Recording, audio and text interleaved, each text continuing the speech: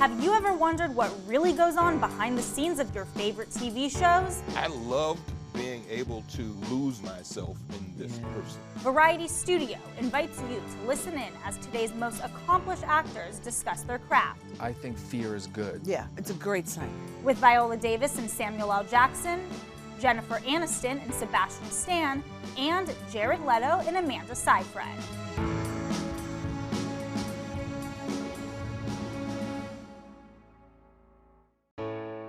Welcome to Variety Studio Actors on Actors. I'm Elizabeth Wagmeister. And I'm Clayton Davis. And we're back in studio from Los Angeles and New York, bringing you exclusive access to some of the most talked about television performances from the last year. Two of Hollywood's most decorated actors and box office draws, Viola Davis and Samuel L. Jackson, sit down to discuss their prolific careers. Viola Davis already has an Emmy for playing one powerful woman, but now she's taken on one of the world's most recognizable and inspiring female figures, Michelle Obama, in the limited series, The First Lady. Oh, no, I think it's interesting that you're willing to put your family in harm's way because of your insatiable ambition. Don't do that. You know what? Remember Jackie Kennedy? Her blood-splattered pink Chanel suit? Her kids had to see that. Someone had to explain that to them, Barack. And Samuel L. Jackson has already conquered Hollywood as the top-grossing movie star of all time, raking in more than $13 billion at the box office. Now, he displays some of his most challenging moments yet in the limited series, The Last Days of Ptolemy Gray. You burning up! Oh, Sissy! It's all right, I'm right here. Sissy! Come lay with me. I'm right here. Oh, going on! Say, stay with me, boy. You know what you gotta do. Going on! No, Dad! The first time I remember seeing you was you were playing like this mean cop on Law and Order.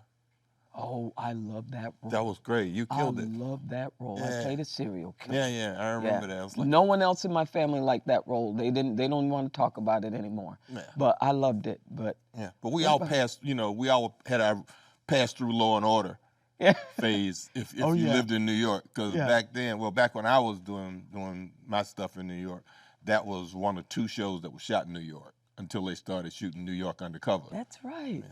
And then I don't know, you go along in your career, and for me, I always went to job.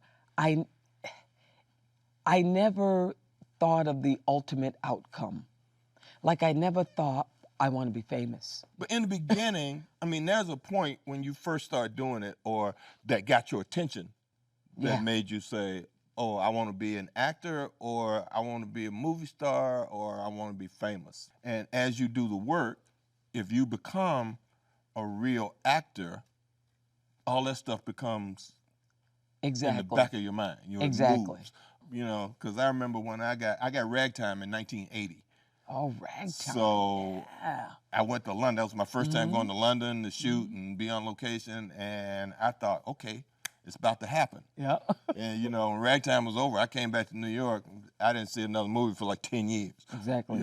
At a certain point, I forgot about all that. And I was doing, Pulitzer Prize winning plays, and, you're fine. Yeah. So it was about the work. Absolutely. And it became a byproduct of what happened. Absolutely. I mean, just in terms of the work you have to do, you sort of have to get out of your way completely. Get out of your way in terms of vanity, get out of your way in terms of thinking, okay, I'm going to do this and I'm going to blow up.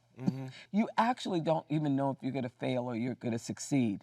You don't really know until you run into a director and you go, oh my God, this person's brilliant. Yeah, exactly. Because they are helping you. Absolutely. And a lot of times you're there helping yourself until you find that person that unlocks another little piece of this thing that will make you so much better than you used to be.